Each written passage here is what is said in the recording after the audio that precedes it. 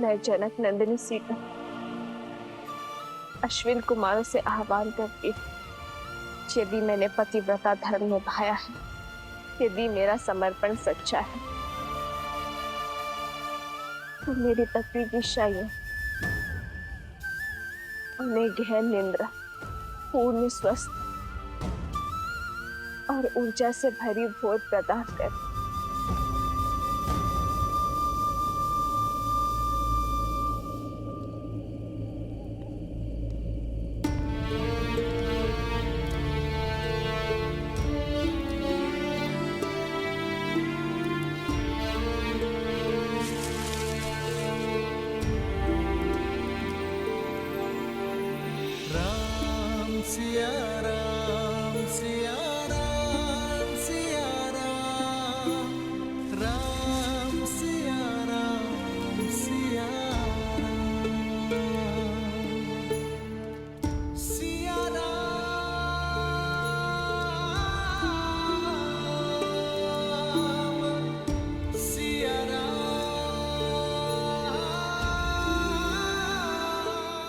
सीते,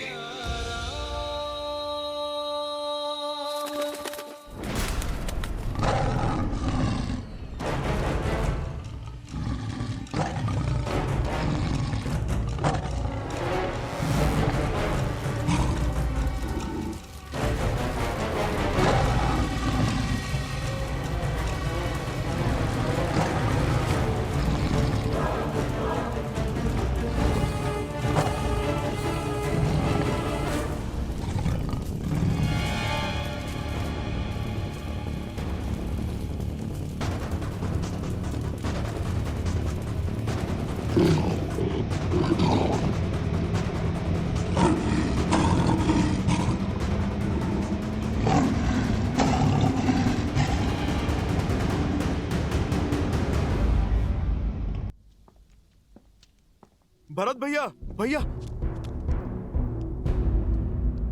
भरत भैया, क्या जो सुना वो सत्य है? भरत भैया, आप कृपा करके ये कह दीजिए, अयोध्या की प्रजा के मुख पर जो अनर्थ है वो सत्य नहीं है भैया। जिन माता सीता के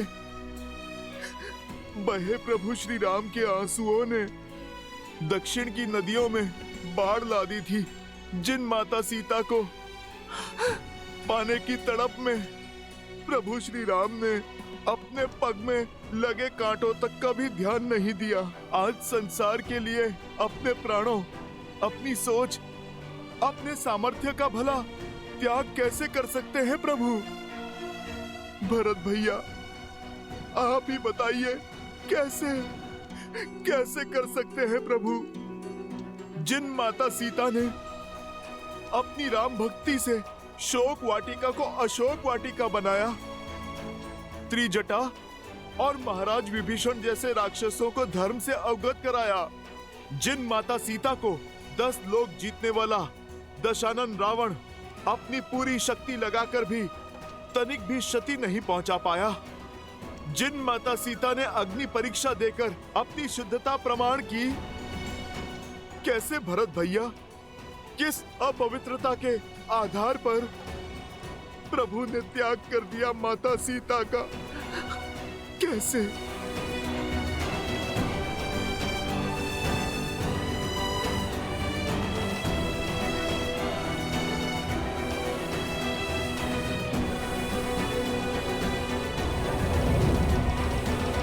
भरत भैया, आपका मौन बता रहा है कि आप उत्तर देने में असमर्थ हैं।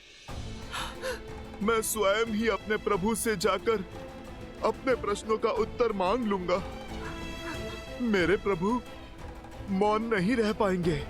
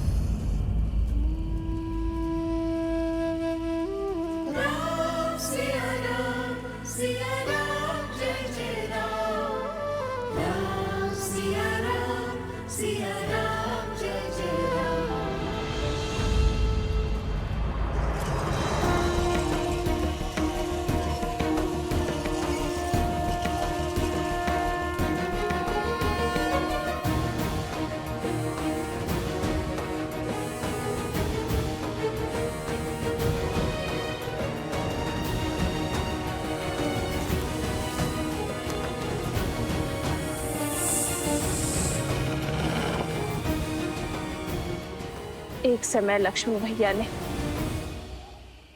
अपने विश्वास की शक्ति से मेरी रक्षा के लिए लक्ष्मण रेखा खींची थी। आज ये सीता अपने श्री राम के विश्वास पर रेखा खींचती है। केवल मेरी ही नहीं, अपने होने वाली संतान की भी रक्षा करना है।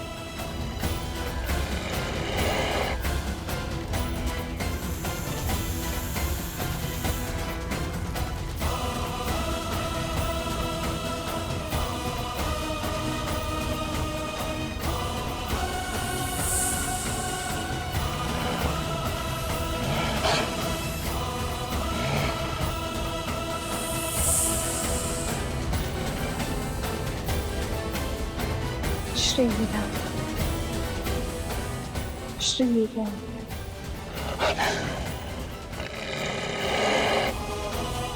श्री राम,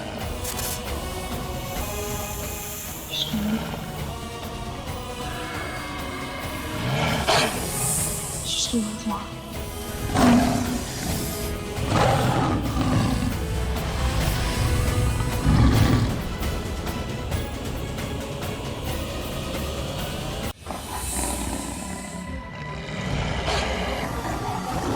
श्री राम।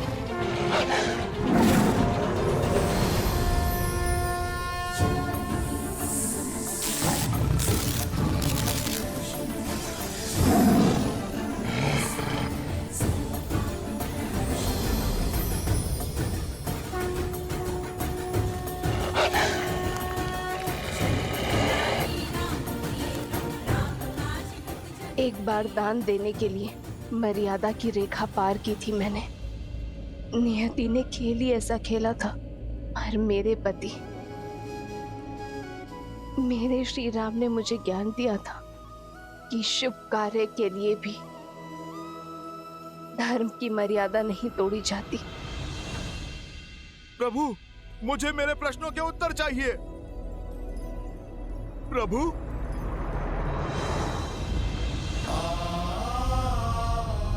हनुमान,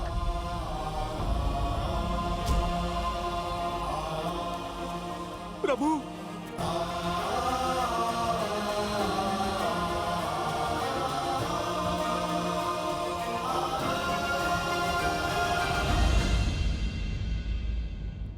प्रभु, ऐसा नहीं है कि आपको मां सीता की पीड़ा का अनुमान ना हो।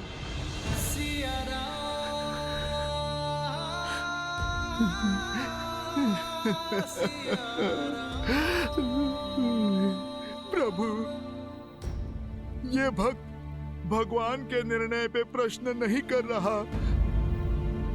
आप केवल मुझे इतना बता दीजिए कि आप कहां से लाए हैं इतनी शक्ति, इतना सामर्थ्य कि मैया को त्याग करके भी किस प्रकार आपके ये प्राण टिके हुए हैं प्रभु।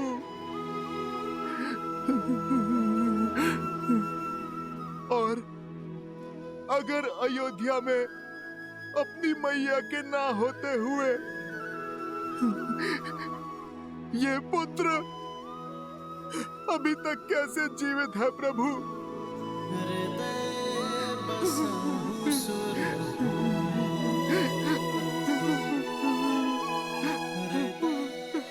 प्रभु,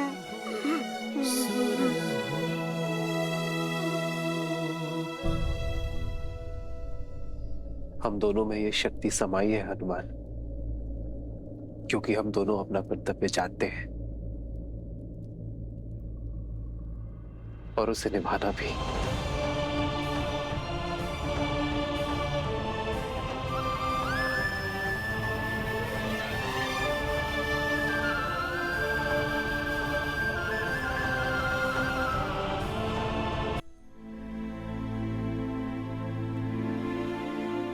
प्रभु, आप किस कर्तव्य की बात कर रहे हैं?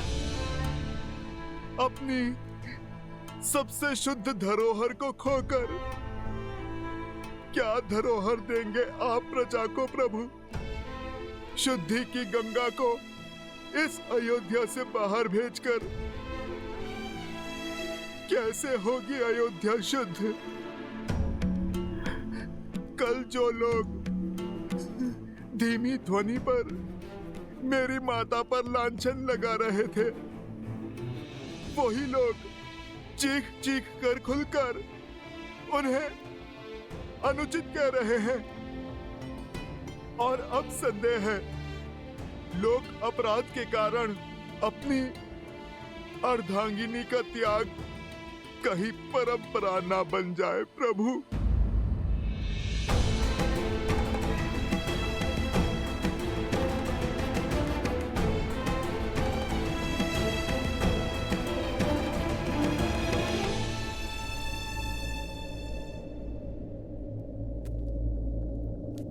कल सूर्योदय तक धैर्य रखो हनुमान।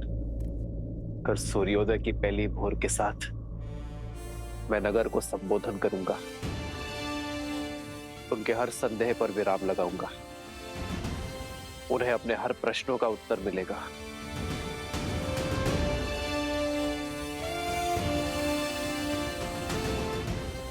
कल भोर राम राज्य की यात्रा का आरंभ होगा।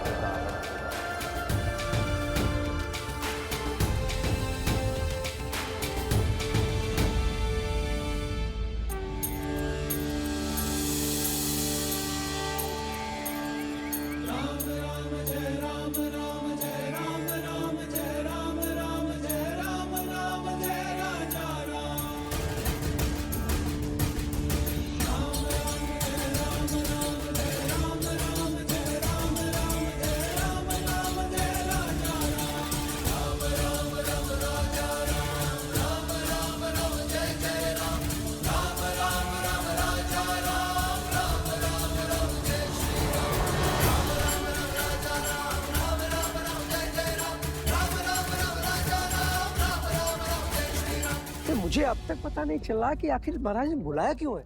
मुझे तो ऐसा लग रहा है कि जो बातें उठ रही है ना, वही सत्य है। महारानी सीता का त्याग कर चुके हैं महाराज, वही बताने के लिए बुलाया गया है।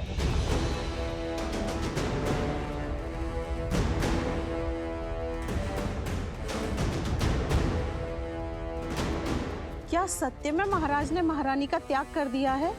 नहीं नहीं, हमारे महाराज महारानी का त्याग नहीं कर सकते। अवश्य उस वस्त्र को दंड देने की बात होगी जिसने महारानी पर सत्य किया है। अरे बहना, धुआं उठा है तो अग्नि तो कहीं ना कहीं होगी ही ना। मुझे तो लगता है सारे नगर में दंड रोपित किया जाएगा। महारानी के बारे में कैसी कैसी बातें फैल गई हैं।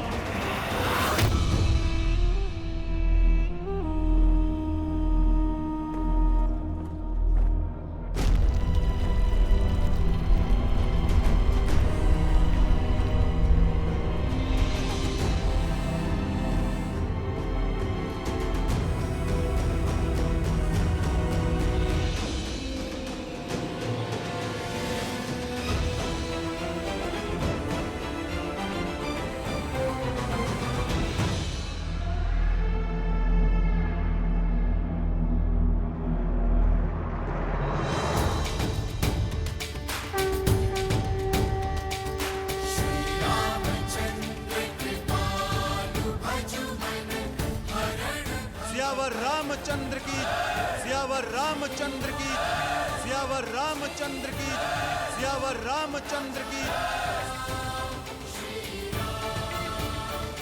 देखते हैं राम क्या स्पष्टीकरण देता अपने कर्म का।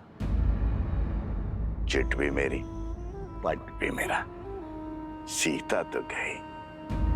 श्री राम।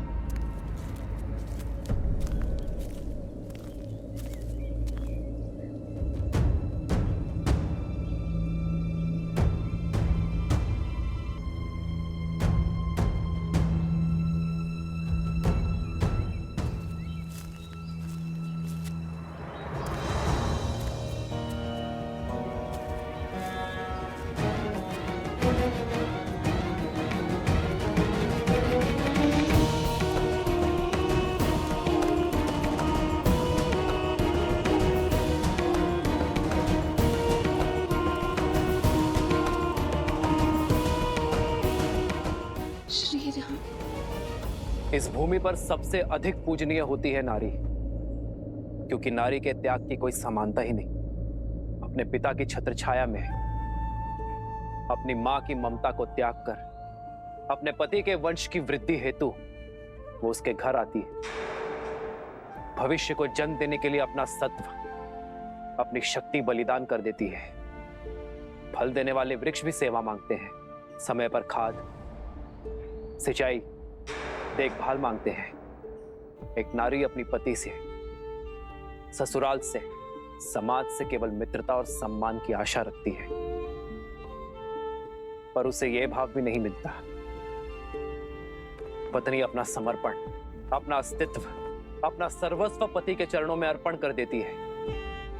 पग पग पर अपने पति का साथ देती है। पति राजा से रंक बन जाए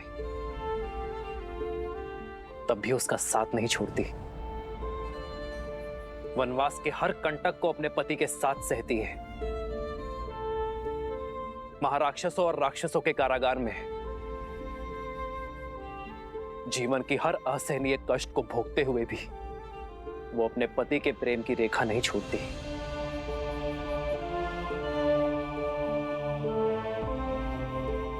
मेरे प्रिय प्रजाजनों, नारी पर झूठा लांछन लगाने से उसकी पवित्रता क्षीण नहीं होती, उसके त्याग की पराजय नहीं होती। पराजय तो उस पति की होती है जो अपने पत्नी के त्याग को उसका समुचित स्थान नहीं दे पाता।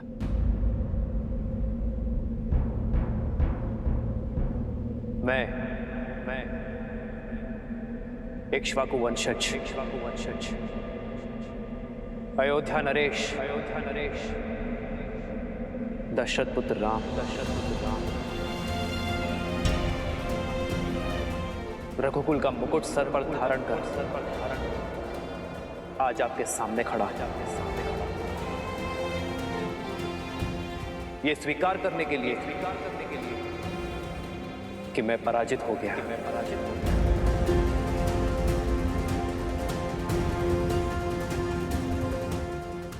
अपनी सीता को विवाह में दिए वचनों को आज मैंने तोड़ दिया है।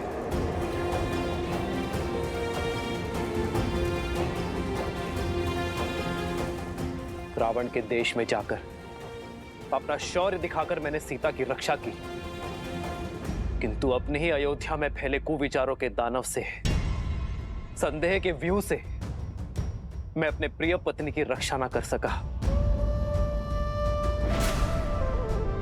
आज राजा राम की विजय के लिए,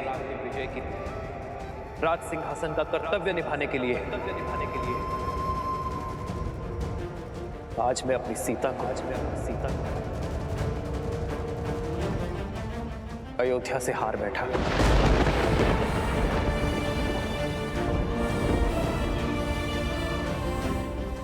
किंतु इसका यह अर्थ नहीं कि मुझे अपनी सीता की पवित्रता पर तनिक भी संदेह है। मेरे रोम रोम से स्वर उठता है कि मेरी सीता अग्नि की भांति पवित्र है।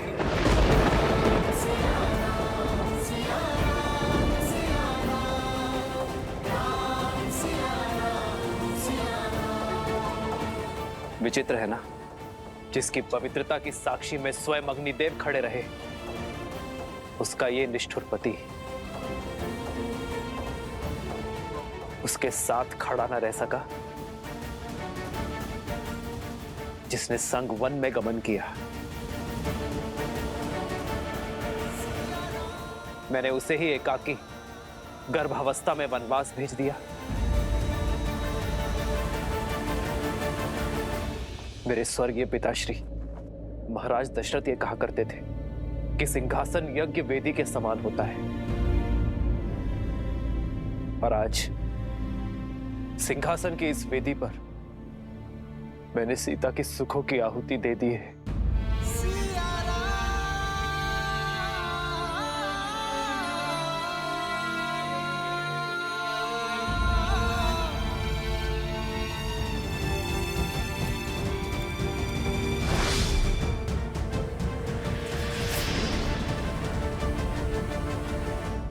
कौन है आप सब? इस मर्यादा की रेखा के भीतर प्रवेश कैसे किया?